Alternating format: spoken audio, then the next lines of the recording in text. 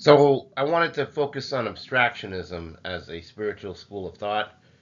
And so when we talk about abstraction, which in this context can be somewhat spiritual, somewhat philosophical, this extends beyond its roots in metaphysics and epistemology, and it finds profound relevance in our spirituality as discussed. The process of abstraction, where you identify core principles but remove unnecessary details, parallels various spiritual traditions that seek to transcend the material world and attain higher consciousness. Abstractionism, as a school of thought in spirituality, puts forth the idea that true understanding of existence comes about from detachment from the physical particulars and a focus on universal truths. This perspective aligns with key tenets in Hinduism, Buddhism, and even Gnosticism, each of which embraces transcendence, non material reality, and the pursuit of inner wisdom. So let's talk about the nature of abstraction as a whole. In its essence, abstraction in spirituality is the process of stripping away sensory illusions to reveal the fundamental truths of existence. If we are in a matrix like existence, then our detachment from physical reality can become a central theme, and many religious and mystical traditions have tried to do this, where practitioners seek to move beyond the limitations of the material world around us to perceive a deeper, richer, unified reality. Hinduism, Buddhism, and Gnosticism each provide unique yet complementary paths for achieving this abstraction of the self from the corporeal realm. By abstracting the self from the material existence, one begins to perceive the unity underlying all things. Hindu Vedanta teaches that Atman, the true self, and Brahman, the ultimate reality, are one, and to realize this truth, one must detach from the impermanent aspects of life. Buddhism's concept of Śūnyatā, emptiness, reinforces the idea that ultimate reality is devoid of inherent form, emphasizing the dissolution of personal and worldly attachments. Gnosticism, in turn, teaches that the material world can be a flawed construct for some of us, and by abstracting one's consciousness from it, then you can attain gnosis, the spiritual enlightenment and liberation that you can truly count on. So, how do we go about the path of abstraction? Well, in Hindu philosophy, abstractionism finds its expression in the distinction between the material, which is Maya, and the absolute, which is Brahman. Maya is the illusory nature of our physical reality, which binds individuals to a cycle of ignorance and suffering. The path to enlightenment requires the abstraction of self from sensory perception and worldly distractions, allowing us to recognize this unity with Brahman.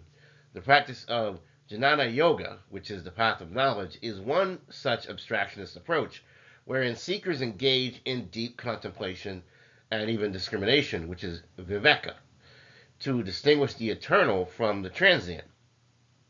Advaita Vedanta, one of the abstractionist branches of Hinduism, argues that all distinctions, self and other, subject and object, are mere illusions. Through meditation and self inquiry, one dissolves these distinctions, ultimately perceiving the singular, boundless nature of existence. So, how do we use that? Getting through it by a concept of Buddhist emptiness. Buddhism embraces abstraction through the concept of sunyata, which asserts that all phenomena are empty of inherent existence. This radical form of abstraction challenges the notion of a fixed reality and urges practitioners to see beyond conceptual distinctions.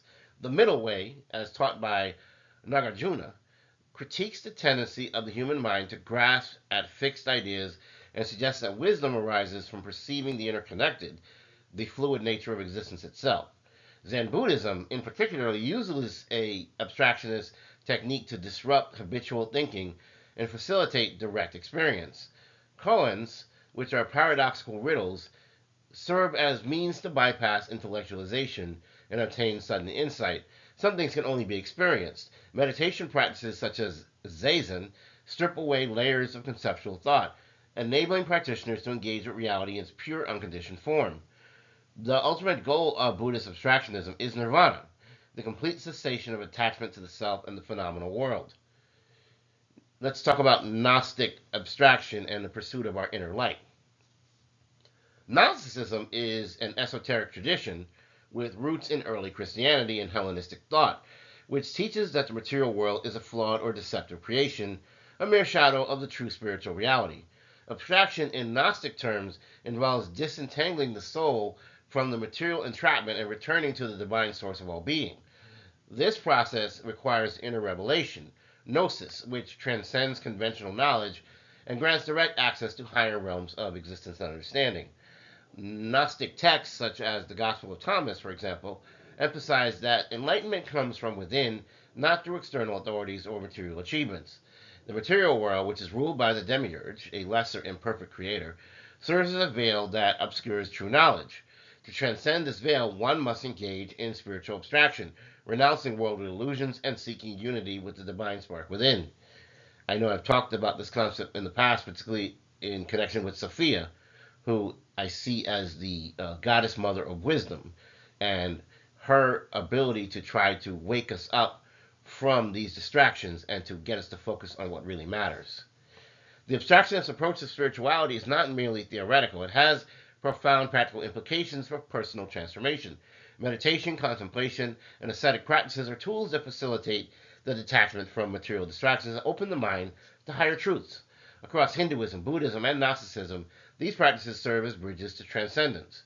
Through meditation, dhyana, or zazen, we have this stillness and this focused awareness.